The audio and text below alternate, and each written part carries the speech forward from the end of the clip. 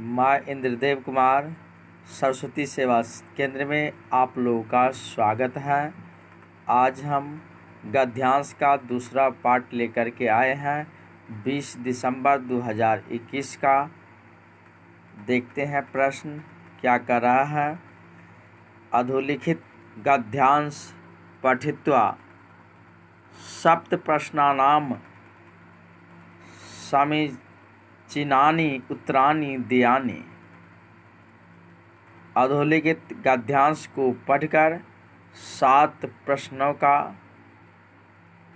उत्तर दीजिए। एक अस्मिन् ग्रामे एक निर्धन कृषक वसति स्म। एक गांव में एक निर्धन कृषक वसता था। स स्वल्प्य भूखंडस्य स्वाम्यासीत्। उसके पास वह बहुत से छोटे भूखंड में रहता था, परंतु तस्य प्रतिवेशी विस्तृत भूखंडस्य स्वाम्यासीत्। उसके पड़ोसी के पास बहुत ही बड़ा भूखंड था। अस्मात् कारणादेव प्रतिवेशी धनवान आसीत्। इस कारण उसके पड़ोसी धनवान थे। सह स्वयं कृषिकाज न करोत्। वह स्वयं कृषिकाज नहीं करते थे। तस्य क्षेत्रे श्रमिका काज कुर्वन्ति स्म। वह अपने क्षेत्र में अपने खेतों में श्रमिक से कार्य करवाते थे। प्रतिवेशी मनसि धनाढ्यताया अहंकार संजाता। पड़ोसी के मन में धन का अहंकार हो गया। सह प्रयासः निर्धन कृषक स्यापमानम्। वह सब प्रायः निर्धन कृषक को दुख देता था। अनेन प्रतिवेशिन व्यवहारे निर्धन कृषक दुःख्य भवता। उस अपने पड़ोसी के व्यवहार से निर्धन कृषक गरीब कृषक दुखी रहते थे। एकदा खिन्न मनसा स्वक्षेत्रे भ्रमता। एक बार दुखी मन से अपने खेतों में भ्रमण कर रहे थे। तेन एक जना स्वक्षेत्र मूर्छित अवस्थायां दृष्टा। वह अपने खेत में एक व्यक्ति को मूर्छित अवस्था में देखा। कृषकेन मूर्छित जनस्य जलाबिंदुभिः सेचन कृतम्। कृषक मूर्छित लोगों पर मुख पर जल का छिड़काव किया। कृषक्य तत्प्रयासेन मूर्छित जन संज्ञा लब्धवान। कृषक के प्रयास से मूर्छित व्यक्ति जीवित हो गया।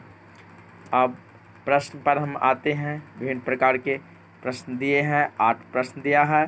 स्वल्प्य भूखंडस्य स्वामी को आसीत्। छोटी भूमि का मालिक कौन है? निर्धन कृषक, धनाढ्य कृषक, मूर्छित जन, प्रतिवेशिन। निर्धन कृषक छोटे खंड का मालिक है। निर्धन कृषक एक इसका आंसर एक होगा। अगला प्रश्न देखते हैं। कृषक कस्य व्यवहारेण दुखी अभवत्। कृषक किसके व्यवहार से दुखी थे? श्रमिकस्य श्रमिक के व्यवहार से, प्रतिवेशन पड़ोसी के व्यवहार से, आगंतुक जनस्य आगंतुक अतिथि के व्यवहार से, मूर्छित तस्य मूर्छित के व्यवहार से।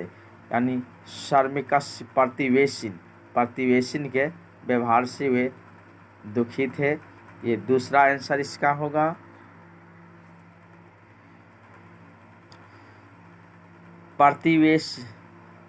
प्रतिवेशी मनसि इत्यत्रक समास विद्यते। प्रतिवेशिन में कौन सा समास है ना? पर बहुब्रीहि षष्ठी तत्पुरुष कर्मधारय द्वंद्व। प्रतिवेशिन का होता है पड़ोसी, तो प्रतिवेशी को हम छोड़ते हैं पड़ोसी के मन, प्रतिवेशी मनसी मतलब पड़ोसी के मन। तो यहाँ दूसरा होगा तत्पुरुष समास, कारक का चिन्ह तोड़ने पर विखंडन विग्रह करने पर आता है। अगला प्रश्न है धनाढ्यताया इत्यस्मिन् पदे क विभक्ति। धनाढ्यता में कौन सा विभक्ति है? पंचमी, षष्ठी, सप्तमी, द्वितीय। इसमें धनाढ्यताया में षष्ठी विभक्ति दूसरा आंसर होगा इसमें। अगला प्रश्न है अकरोत् इत्यस्मिन् पदे को लकार विद्यते। अकरोत् में कौन सा लकार है?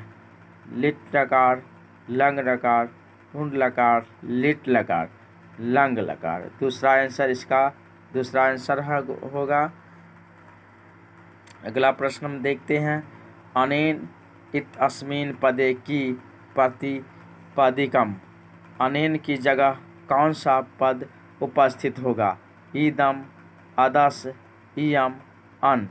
इसमें ईदम उपस्थित होगा, पहला आंसर इसका है।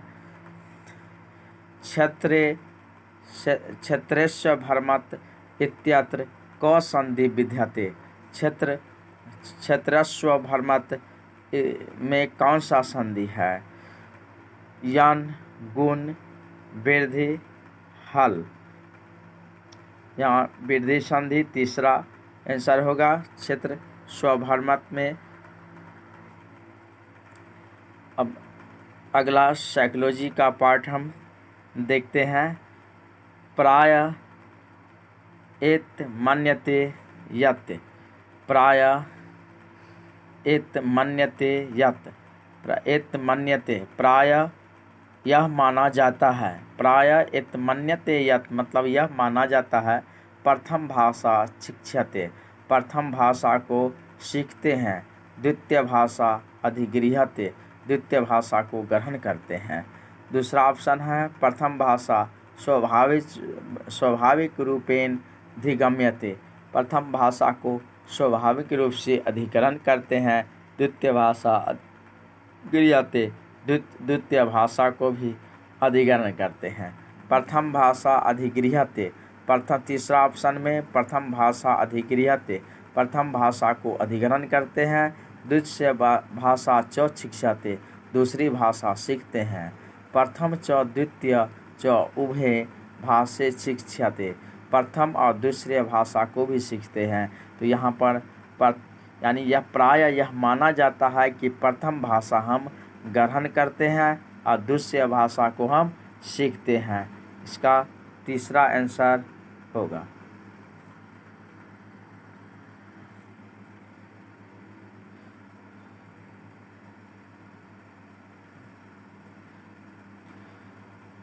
LED इत्यर्थ पूर्ण रूप मस्ती।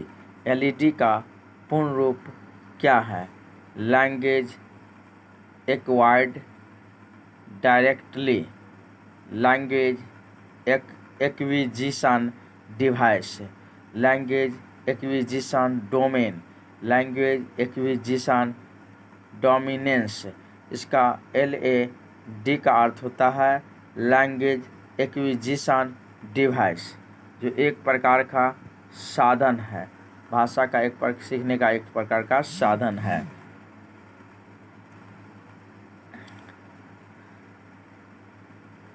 अगला प्रश्न है बोधगमस्य निवेश इत्यस्य संदर्भो अस्ति। बोधगम का यहाँ पर क्या अर्थ होगा? छात्राणां भाषा स्तराद उच्च स्तरीय भाषा से संपर्क, छात्र भाषा के स्तर पर उच्च स्तरीय भाषा से संपर्क कर सकते हैं। पाठ्यपुस्तकानि निवेशाश्च ये छात्रे बोधगम्य सन्ति। पाठ पुस्तक के निवेश के कारण छात्र को समझ सकता है। छात्राणां समस्त स्तरीय बोधगम्य भाषा सह संपर्क, छात्र समस्त स्तरीय बोधगम्य भाषा के साथ संपर्क करके छात्र परिवेशात् गृहात् निवेश, छात्र परिवेश के साथ घर की भाषा को ग्रहण करके।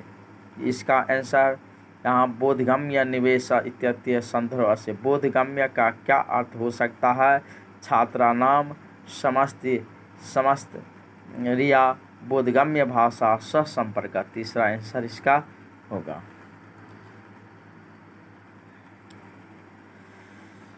बोधगम्य अगला पॉइंट देखते हैं। प्रश्न विभिन्न दर्शन ग्रहणस्य संदर्भो अस्ति। विभिन्न तरह से दर्शन को हम ग्रहण करने का संदर्भ क्या है? एकस्य विधेरनुपालनम, एक विधि का अनुपालन। सर्वेशा विधि सक्षम परियोजनाम ग्रहणम, सभी विधियों का जो सक्षम हो सकते हैं उसका परियोजना को ग्रहण करते हैं। अध्यापकस्य स्वविधे प्रयोग, अध्यापक के स्वयं अपने विधि का प्रयोग करके। सर्वविधि निरपेक्ष भूत्या यथेच प्रयोग, सभी विधि को निरपेक्ष रूप से जान करके। यहाँ इसका आंसर होगा विभिन्न दर्शन ग्रहणस्य का संदर्भ होता है सर्वेशा विधिनाम सक्षम परियोजनाम ग्रहणम। इसका दूसरा आंसर होगा।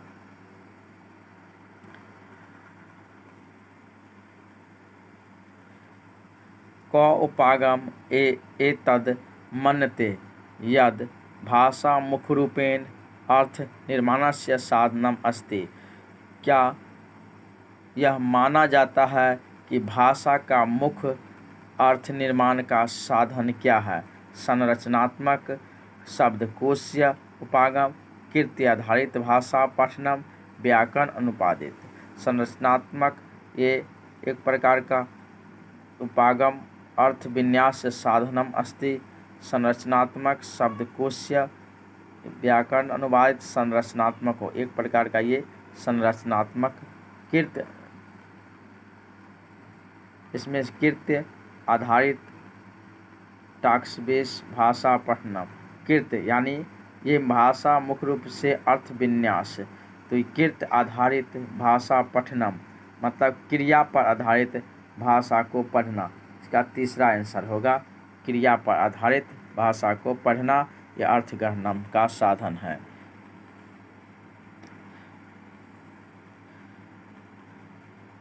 पठन प्रक्रियायाम निम्नलिखित प्रक्रिया की नाम। पठन प्रक्रिया का निम्नलिखित प्रक्रिया में क्या नाम है? पाठक निर्णय कर्तु तदनुस्वामिति, पाठक निर्णय करते हैं इसके अनुसार अपने मत को व्यक्त कर देते हैं। मुख्य प्रकारनि गृह्णन्ति, मुख्य प्रकार से ग्रहण करते हैं।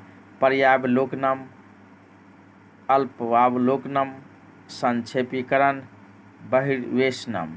पर्यावलोकनम स्कैनिंग, ये पर्यावलोकन इसका अर्थ होगा। पर्यावलोकन इसका आंसर है।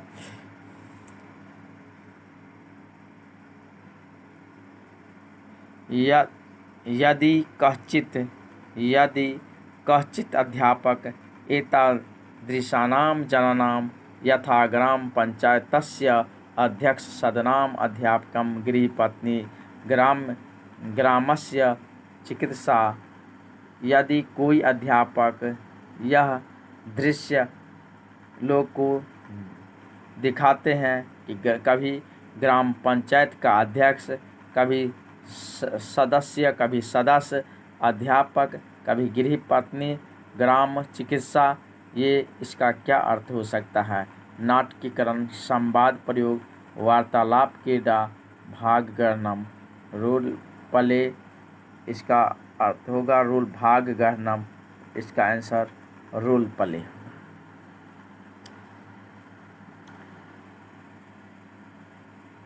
यदि काचित् अध्यापका विद्यालयस्य बहिरात् सामान्यं पथिक आनयति, यदि कोई अध्यापका विद्यालय के बाहर से सामान बटोही को लाते हैं।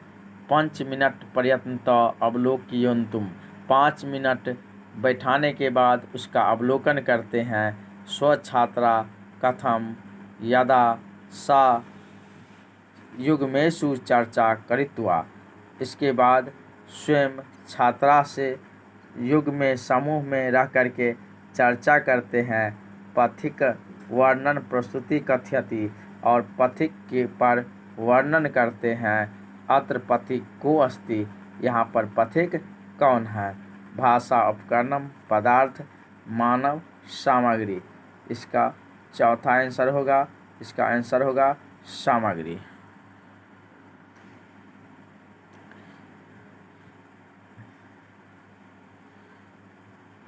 पठनम अस्ति, पठनम क्या है। शब्दानाम ध्वनिनाम च उदाचरणम, शब्द का ध्वनि का उदाचरण उच्चारण। अर्थग्रहणम, अर्थ ग्रहण करना। वर्णात् प्रारंभ्य वाक् प्रयत्न अर्थो उद्घाटनम, वर्णन प्रारंभ करके वाक्य का अर्थ का उद्घाटन। अर्थबोधनम, यहाँ पठनम नाम है अर्थग्रहणम, अर्थ को ग्रहण करना दूसरा आंसर होगा इसका।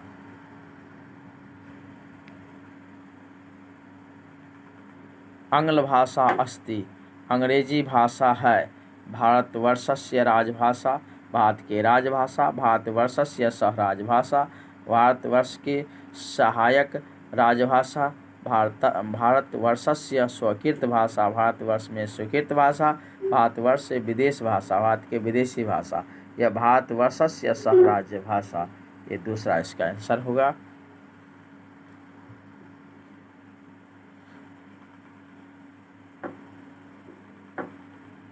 निम्नलिखित प्रयोगे सर्वन उद्देश्य की कार्य सिद्ध्यति, निम्नलिखित प्रयोग के कारण श्रवण का उद्देश्य क्या कार्य सिद्ध होती है। श्रवण भाषण श्रवणम, लेखनम अनुकरणम, श्रुत लेखनम। परस्पर संपर्कस्य उद्देश्य है, परस्पर संपर्क उद्देश्य है। वार्तालाप का उद्देश्य है, परस्पर व्यवहार उद्देश्य है, विचारपरक उद्देश्य है। इसका आंसर तीसरा है परस्पर व्यवहार उद्देश्यम।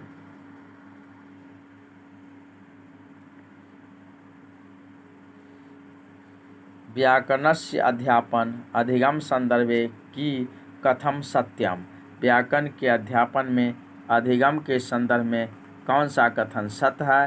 प्रथम कथनम व्याकरण नियम नाम अधिगम, अधिगम भाषा अधिगम नास्ति, व्याकरण का नियम को सीखना भाषा अधिगम नहीं है।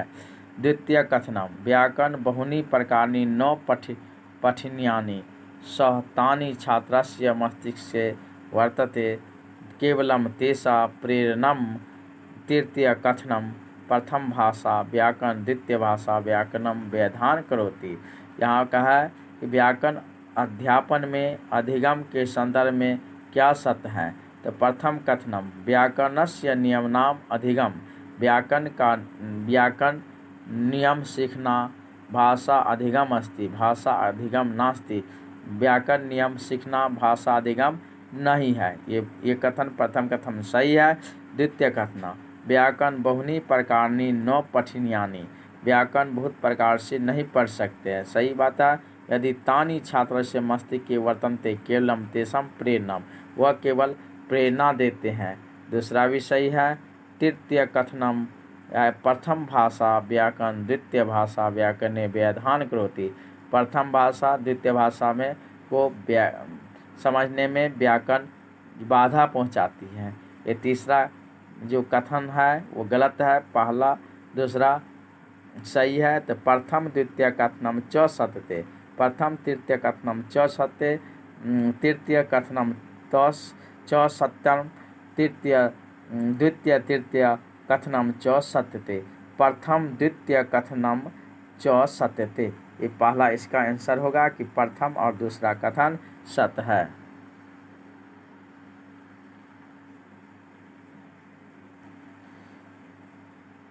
अधिक अध्ययन प्रयोजन अस्ति, अधिक से अधिक प्रयोजन का क्या अर्थ होता है। तथ्यानाम विस्तृत ज्ञानार्थम गहना अध्ययनम, तथ्य को विस्तृत रूप से गहन अध्ययन। शब्दावली ज्ञानम समानस्य विस्तारन, समान रूप से विस्तार। मनोरंजनस्य सर्वज्ञान च, मनोरंजन के साथ सभी ज्ञानों को प्राप्त करना, मनोरंजन और सभी प्रकार के ज्ञान प्राप्त करना अधिक का अधिक अध्ययन का प्रयोजन है। ये चौथा आंसर होगा इसका।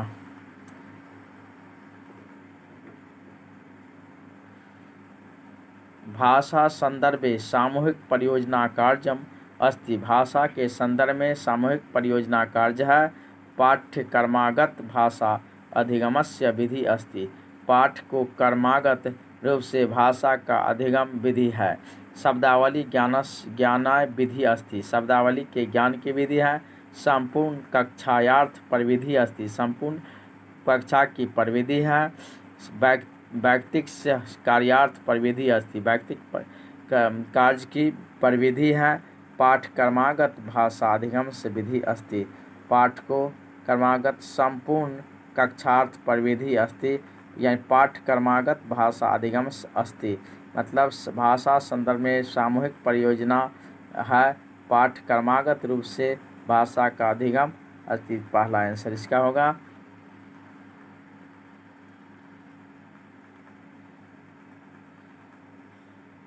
पत्राधान मूल्यांकन अस्ति, यानी पोर्टफोलियो असाइनमेंट का मूल्यांकन क्या है। पत्राधान मूल्यांकन तय पोर्टफोलियो का असाइनमेंट क्या है।